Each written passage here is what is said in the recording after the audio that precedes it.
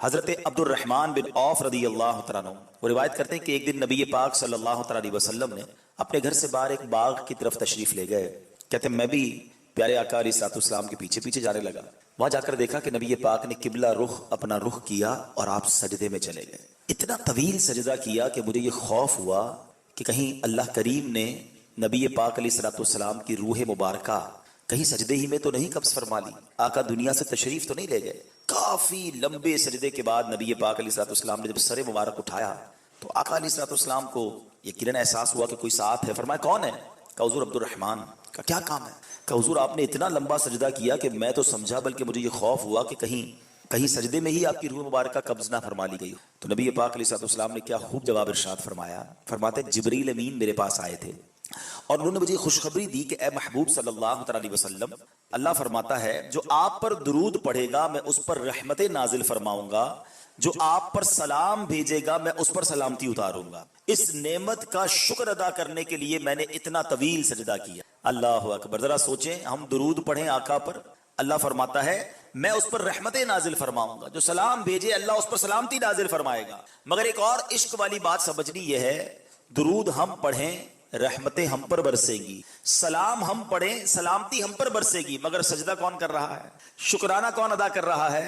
नबी पाक अलैहिस्सलाम अदा कर रहे हैं। इसका मतलब उन्हें हम गुलामों से कितना प्यार है कि हम पर रहमत नाजिल हो, हम पर सलामती नाजिल होगी। इतना बड़ा इनाम रब ने दे दिया। इस खुशी में नबी पाक सल्लल्लाहु अलैहि वसल्लम ने इतना तवील सजदा अदा किया। तो ऐ प्यारे इस्लामी भाइयों, इस हदीस से दो बातें मालूम हुई कि दुरूद व सलाम की बरकत कितनी है। आज फजूल बातों में घंटों लोग जाया करते हैं, तो अपना वक्त जाया ना करें फजूल बातों में, बल्कि दुरूद व सलाम पढ़ते रहा करें। और दूसरा, प्यारे आका अलैहिस्सलाम हमसे कितना मोहब्बत फरमाते हैं। नबी पाक अलैहिस्सलाम कितने मेहरबान हैं। तो जो इतने मेहरबान आका हो उन्हें नाराज नहीं किया जाता, उनकी सुन्नतों पर अमल किया जाता है, उनकी बातों पर फॉलो किया जाता है। तो अल्लाह करे कि हम ऐसी जिंदगी गुजारें कि सरवर कायनात सल्लल्लाहु अलैहि वसल्लम हमसे राजी हो और हम उनकी बरकतें हासिल कर सकें। आइए मोहब्बत के साथ बाआवाज़ बुलंद दुरूद पाक पढ़ लें। सल्लु अलल हबीब सल्लल्लाहु तआला अला मुहम्मद सल्लल्लाहु अलैहि वसल्लम। आज जिस मौजू पर चंद मदनी फूल मैंने पेश करने हैं, हमारे सहाबा, हमारे असलाफ, हमारे बुजुर्गाने दीन अल्लाह के मुबारक कलाम कुरान पाक से कितने अटैच थे। उनका दिल कैसा कुरान में लगता था, वो कुरान को समझते कितना थे और फिर उसकी तिलावत कैसे करते। और आज के इस दौर में हमारा कुरान पाक से ताल्लुक कैसा है, इस बारे में कुछ जानने की कोशिश करेंगे। प्यारे आका अलैहिस्सलाम ने जब ऐलान नबूवत फरमाया तो हर तरफ से जुल्म सितम की आंधियां बढ़ने लगी। मुसलमानों को जीना मुश्किल कर दिया गया। जो इस्लाम लाता उसको मारना शुरू कर देते। जरा सोचें, हम मुसलमान हैं और आज इज्तिमा कर रहे हैं, हमें कोई प्रॉब्लम नहीं अल्लाह रसूल का नाम लेने पर, मगर एक वक्त वो था जब रब का नाम लेने पर मारा जाता था, जब कलमा पढ़ने पर लहूलुहान कर दिया जाता था। तो उस मुश्किल दौर में नबी पाक ने सहाबा को हबशा की तरफ हिजरत करने की इजाजत अता फरमाई। हबशा कहाँ है? आज के दौर में हबशा, दुनिया के नक्शे पे देखें तो हबशा नाम का कोई मुल्क तो नजर नहीं आता। तो एक्चुअली जो हबशा है वो इथियोपिया है। इथियोपिया जो है वो उस जमाने में हबशा था, जो अफ्रीका का मुल्क है। और मुसलमानों ने जो सबसे पहली हिजरत की थी वो हबशा की जानिब की थी। और हबशा ही वही जगह है कि जहां से हजरत बिलाल हबशी भी आए थे, और यही वो जगह है जहां वो नजाशी बादशाह भी था। अच्छा, अब हुआ ये कि जब हबशा में नजाशी बादशाह की हुकूमत थी और नजाशी जो बादशाह था रहमतुल्लाहि तआला अलैह, उसने सहाबा इकराम को अपने दरबार में बुलाया। और वहां हुआ ये कि जब सहाबा पहुंच गए ना, तो उन कुफ्फारे मक्का को चैन नहीं आ रहा था कि ये हमारे चुंगल से निकल गए, हम तो इनको मारना चाहते थे, ये अफ्रीका पहुंच गए। तो वो जालिम वो भी अफ्रीका पहुंचे, वो भी हबशा पहुंचे और नजाशी बादशाह से कहते हैं कि हमारे कुछ मेहमान, हमारे कुछ मुजरिम तुम्हारे पास आ गए, भाग कर आगे वापस करो। नजाशी बादशाह ने कहा अच्छा ऐसा है, तो मुसलमानों को भी बुलाया। अब उसी दरबार में कुफ्फारे मक्का भी मौजूद हैं, दुश्मनाने इस्लाम भी मौजूद हैं और नजाशी बादशाह भी मौजूद है। अब मुसलमान आ गए। अब नजाशी बादशाह ने कहा कि तुम्हारा पैगाम क्या है, तुमने ऐसा क्या किया जिसकी वजह से ये कुफ्फारे मक्का तुम्हारे खिलाफ हैं। नजाशी बादशाह से साहबा ने कहा हम आपको कुरान पढ़कर सुनाते हैं, हम अल्लाह का कलाम आपको पढ़कर सुनाते हैं। चुनांचे हजरत जाफर रदी अल्लाह तआला अन्हु ने नजाशी बादशाह के सामने सूरह मरियम की तिलावत फरमाई। और क्या कमाल की सूरत आपने चूज की, क्योंकि वो उस वक्त ईसाई था, वो ईसाई मजहब को मानने वाले थे। तो हजरत ईसा अलैहिस्सलातु वस्सलाम के बारे में इस्लाम क्या कहता है और क्या इस्लाम की तालीमात हैं, वो हजरत जाफर ने उनके सामने तिलावत की। जैसे ही आपने तिलावत की, वो पुरसोस तिलावत तासीर का तीर बनकर नज्जाशी बादशाह के दिल में उतर गई। आप तिलावत करते जाते थे, वो फूट फूट कर रोता जा रहा था। और उसने जुमला कहा कि कुरान और जो इंजील है ये एक ही नूर के दो चराग हैं, एक ही नूर की हिदायत है और ये हमें वही रब की तरफ बुलाने वाले कलाम हैं। इस वाक़े के बाद नज्जाशी बादशाह ने अपना एक वफ्द भेजा नबी पाक अलैहिस्सलाम की बारगाह में। उस वफ्द में 70 अफराद थे।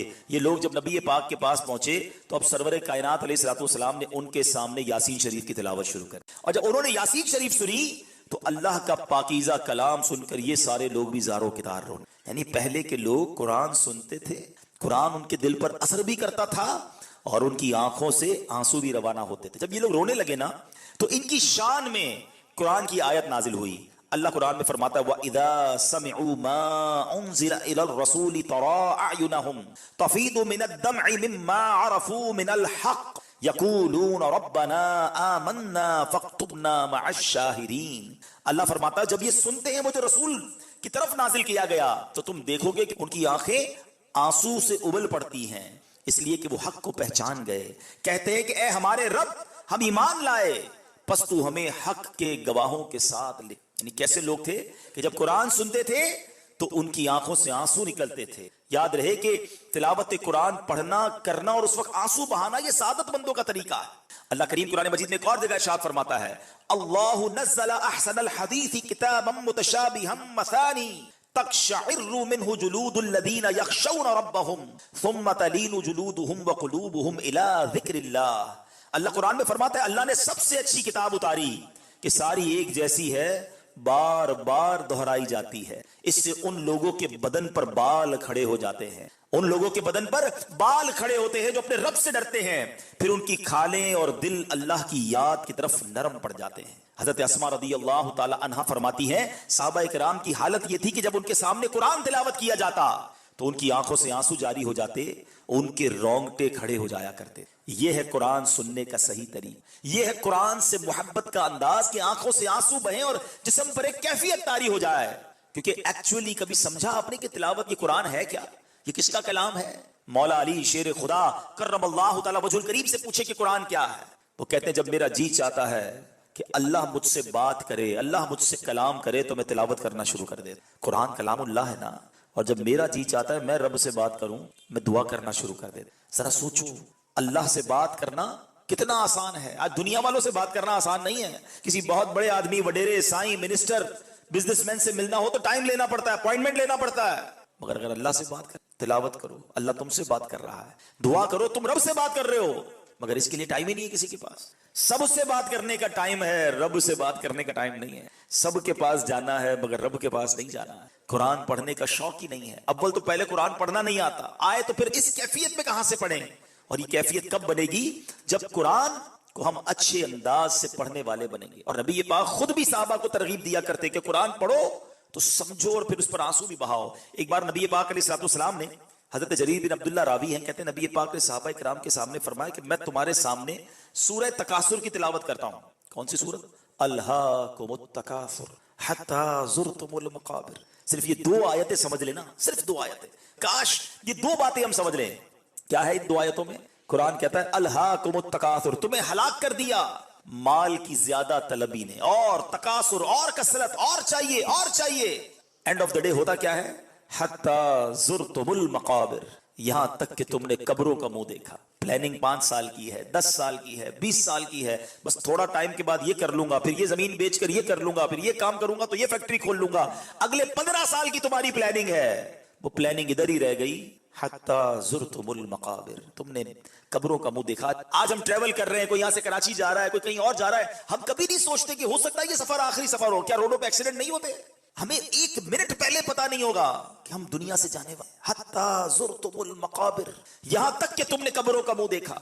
आजकल मोबाइल कंपनियां हमें मैसेज करती है ना कि आपका बैलेंस खत्म होने वाला है, जरा बैलेंस डलवा लें वरना आप डाटा यूज नहीं कर सकेंगे, फोन यूज नहीं कर सकेंगे। मगर जिंदगी में कोई मैसेज नहीं आएगा कि जनाब आज आखिरी दिन है, तौबा कर लें, 3 दिन रह गए, कज़ा कर लीजिए, अल्लाह को राजी कर लीजिए, टुडे इज लास्ट डे, अब सिर्फ 6 घंटे रह गए, आखिरी लम्हात है। नो, पता ही नहीं होता। सुबह बंदा घर से निकलता है, बाज़ औक़ात तो घर वालों को कह कर जाता है कि ये वाला खाना बनाना, रात को आके खाऊंगा, और वो वाले कपड़े भी इस्त्री करके रखना, फिर दोस्तों में जाना है। कपड़े भी इस्त्री होते हैं, खाना भी तैयार होता है, बंदा नहीं आता, जनाजा आता है। आगाह अपनी मौत से कोई बशर नहीं, सामान 100 बरस का है, पल की नहीं। सोचिए, हमें ये बात गौर करनी है, कभी भी हम दुनिया से जा सकते हैं। प्यारे आका अलैहि सल्लल्लाहु अलैहि वसल्लम ने क्या कहा साहबा से कि मैं तुम्हारे सामने ये सूरत की तिलावत कर रहा हूं, और आका फरमा रहे कि जो तुम में से रोएगा वो जन्नत में दाखिल होगा। अब नबी पाक ने सहाबा के सामने सूरह तकासुर तिलावत की। हज़रत जरीर कहते हैं कुछ तो रोए, कुछ नहीं रोक सके। जो नहीं रो सके उन्होंने अर्ज़ की, या रसूलुल्लाह सल्लल्लाहु अलैहि वसल्लम, हमने रोने की कोशिश तो की मगर रो नहीं सके। प्यारे आका ने फरमाया, तो मैं तुम्हारे सामने दोबारा पढ़ता हूं, जो रोएगा उसके लिए जन्नत है, जो ना रो सके वो रोने जैसी सूरत ही बना ले। दो बातें पता चली, समझकर कुरान पढ़ना, कुरान के पैगाम को अंडरस्टैंड करना, बीइंग अ मुस्लिम, एक मुसलमान होने की हैसियत से कितना जरूरी है,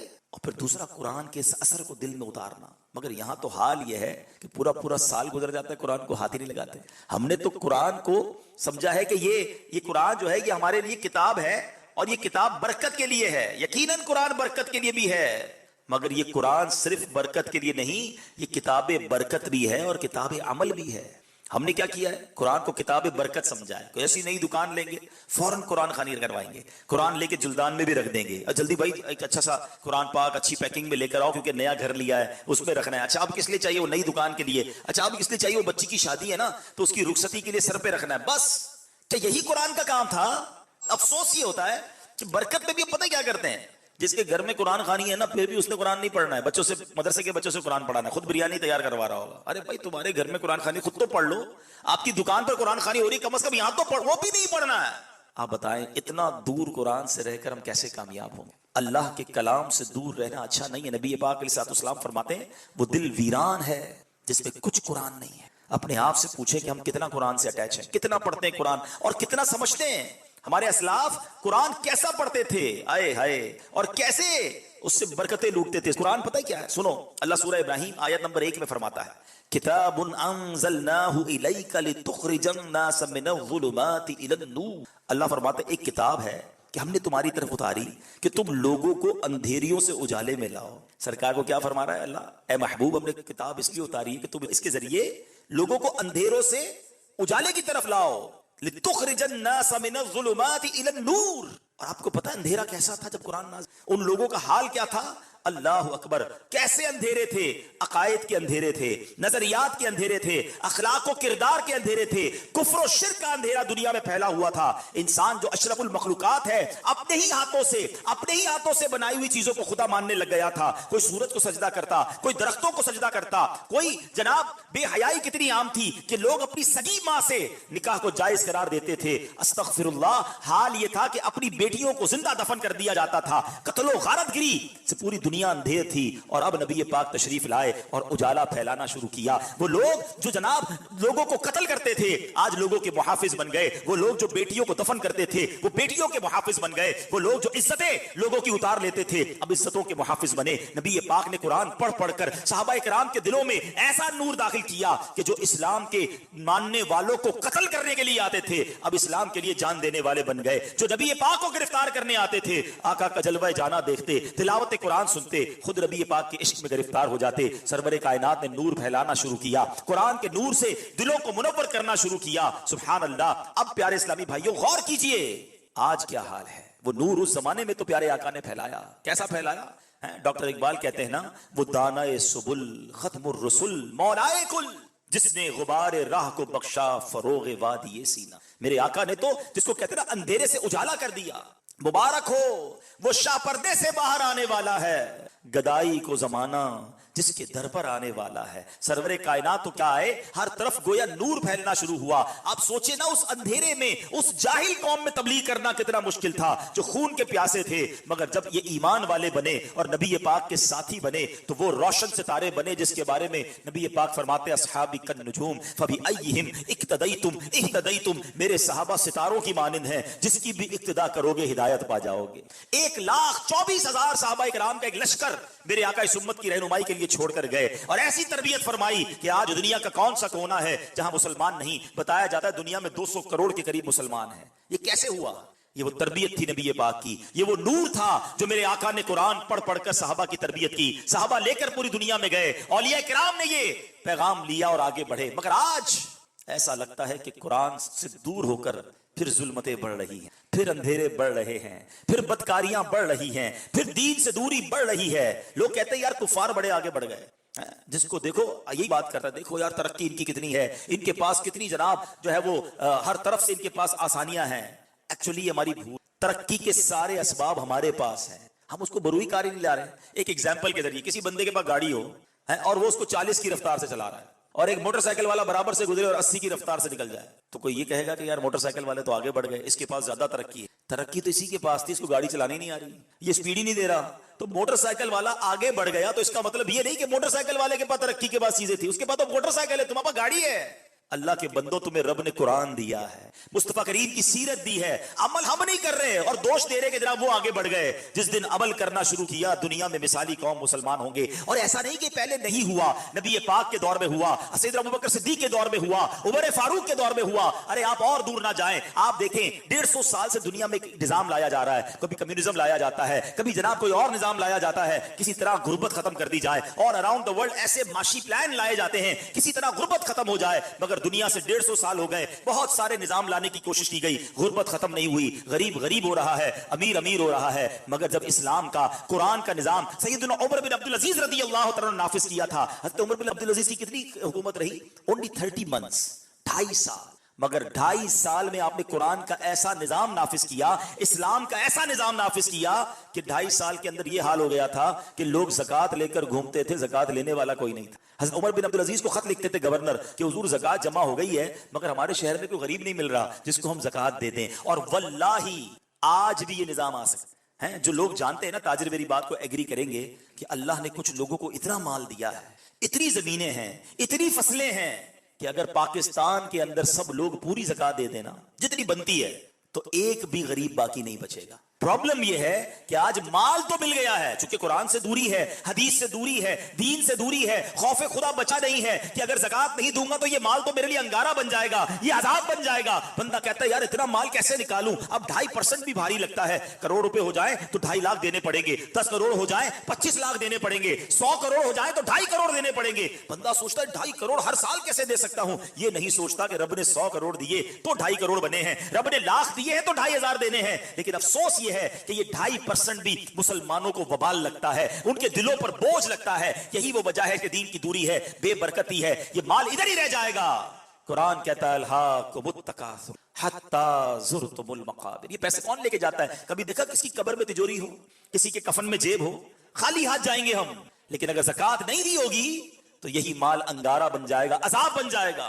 लेकिन असल में हम असल में कैलकुलेटर पर चलते हैं। ताजिर लोग होते हैं, कहते हैं यार मौलवी साहब बात तो सही कर रहे हैं, मगर 2.5% जब दूंगा तो पैसे तो कम हो जाएंगे। ये पैसे कम नहीं होंगे, वल्लाही कम नहीं होंगे, खुदा की कसम कम नहीं होंगे। अब आप कह रहे हैं अभी भाई आपने कसम खा ली, मैं क्यों ना कसम खाऊं, मेरे आका ने कसम खाई है। सरवर कायनात अलैहिस्सलाम की हदीस है और मेरे आका फरमाते मैं अल्लाह की कसम खाकर कहता हूं, अल्लाह की राह में खर्च करने से माल कम नहीं होता। अब जो लोग ज़कात पूरी देते हैं, मेरी बात को एडमिट करेंगे कि जो अपनी ज़कात पूरी देता है, ओशर पूरा निकालता है, वो मुझे बता दे क्या हर साल आपकी ज़कात बढ़ती नहीं है? क्या हर साल आपका ओशर बढ़ता? कैसे बढ़ रहा है? इसका मतलब आपका माल भी बढ़ रहा है, आप ज़कात दे रहे हैं, आपकी वेल्थ बढ़ रही है, इधर भी बढ़ रही है, इंशाअल्लाह उधर भी बढ़ रही है, उधर अलग सवाब मिलेगा, उधर अलग अजर मिलेगा। तो ये कुरान से जो दूरी है ना, ये हमें बड़ी जिल्लत की तरफ ले जा रही है। हमारे अस्लाफ अल्लाह अकबर कुरान समझते कैसा थे और इसको इस पर अमल कैसा करते थे। आपको पता है कि हजरत फुजैल बिन अयाज रहमतुल्लाहि तआला अलैह ये बहुत बड़े डाकू थे। हाँ, और इनकी हिदायत का सबब क्या बना? कुरान का नूर देखो कैसा असर करता है। आप कुरान से दोस्ती कर लो, कुरान आपको ठीक कर देगा। हजरत फुजैल बिन अयाज के सामने एक बार एक कुरान पाक की आयत पढ़ी जा रही थी। तो ये आयत है 27वें पारे की, सूरह हदीद, आयत नंबर 16। आयत में मैसेज कैसा है समझ आए तो पता चले ना। हालांकि हो सकता है आयत हमने भी कई बार सुनी हो, समझते तो है नहीं कुरान को, अंडरस्टैंड करने की कोशिश भी नहीं करते। आयत क्या है? अल्लाह फरमाता है कुरान में, अलम यअनिल्लज़ीना आमनू अन तख़शअ क़ुलूबुहुम लिज़िक्रिल्लाह। अल्लाह फरमाता क्या ईमान वालों को अभी वो वक्त ना आया कि उनके दिल झुक जाएं अल्लाह की याद के लिए? अल्लाह अकबर, ये सुनना था आप ज़ारों के तार रोने लगे। आपने तौबा की, जितने लोगों का माल लूटा था सब वापस लौटाया। अब इल्म दीन सीखने लगे, इबादत और रियासत में मसरूफ हो गए।